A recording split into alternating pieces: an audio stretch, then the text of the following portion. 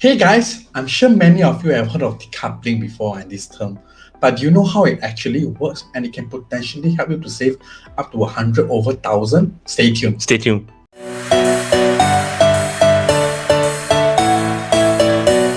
This video is going to help you to save over 100 over 1,000, okay? So let's talk about decoupling. Now, when we talk about decoupling, we have to understand that it only works for private property in this case. That's right, because since 2016, HDB has banned this decoupling. So what is decoupling really? So in essence, right, it's a transfer of one owner's share to the other co-owner's share.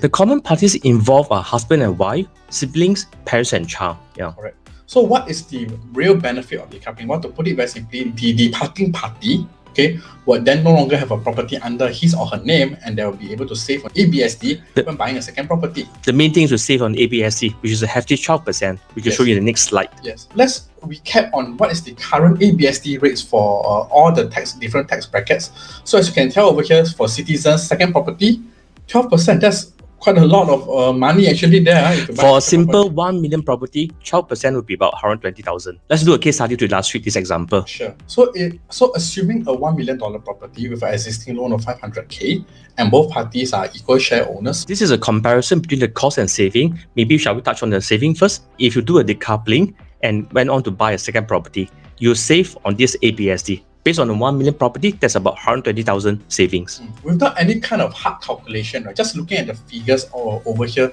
you can tell it's a savings of six-figure savings. Yes, essentially. Right. Okay. So I usually told my clients that you don't have to go deep into the calculations. Just from one glance, you know that this 12% saving is quite a lot of money. Yes. Yeah. Every time, it always makes sense to go decoupling when feasible. There are two main costs. One is the stamp duty, based on the 50% share. When you do a decoupling, the stamp duty is payable only on the 50% share. That means you don't pay the entire sum based on the whole property. Plus the legal fees of $6,000. This is actually how the calculation actually works. A new loan will be 335K. Okay, because for the buying spouse, you're buying over the outgoing spouse 50%. And you're only allowed to take a max 75% loan if you're qualified. The total loan will now be 625K because that is a combination of the old loan and the new loan. That's right. Okay. And to know the amount required for the cash and CPF, right, it will be over on number 3, 134,600. That is the 25% down payment plus the 9,600 stamp duty. If this seems complicated, maybe just give us a call. Me and Manuel will do a breakdown for you. Sure. Because we have done real life cases of this before, we'll be more than happy to help you. Yep. When it comes to decoupling, there are also a lot of questions on people's mind, Dennis, right? Let's talk about the very first question. This is a very common question. Yes. Because a lot of people will be thinking, hey, can I save on the stamp duty by selling below market price or even at $1? Yes, that's a very simple answer. It's no, unfortunately, Yep. because you are required to do a valuation report to determine the property value. I always joke to my clients that if you think you're smart, the government is smarter than you, because this stamp duty is based on this valuation report or the sale price, whichever higher. Correct.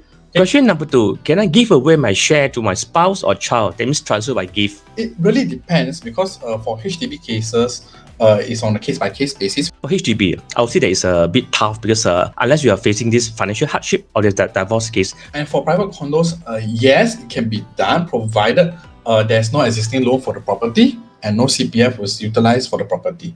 This is a very valid concern because when you want to give away their share to their spouse and child, they forgot that there's still a loan involved or there's even CPF involved. You can't just give away your CPF to your next of kin when you're still alive. That's a key fact. Yep. And for question number 3, after the decoupling is done, when can I buy my second property without incurring ABSD? This is an easy question. Upon fixing a date with the law firm to sign this SMP paper, SMP sales and purchase agreement, you can immediately go and buy a second property on the day or the next day itself. So, in summary, decoupling is only done when the couples are ready to buy the second property. That's right.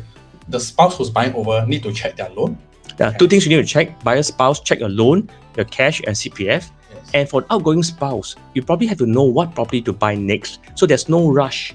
So when you're ready to know what you want to buy, then you proceed to do the decoupling itself. Yes, because the lead time is actually very short. So once you actually zoom in to the next property you want to buy, you can execute the decoupling. Okay? To me, the key thing is that you must make sure that the buyer spouse have enough cash or loans, can take enough loans to take over the entire property loan itself. Yes. And of course, naturally, the outgoing spouse have to ensure their loan capability for the next purchase. Question over here. Both decoupling and 99.1 can help you to save over 100k on stamp duties. But what is their similarity and difference? That's right. Well, we will touch on 99.1 on our very next video, and we hope to see you guys. Keep a lookout for our next video. Okay, Thanks for see you watching. guys. Thanks for Bye-bye. watching. Bye-bye.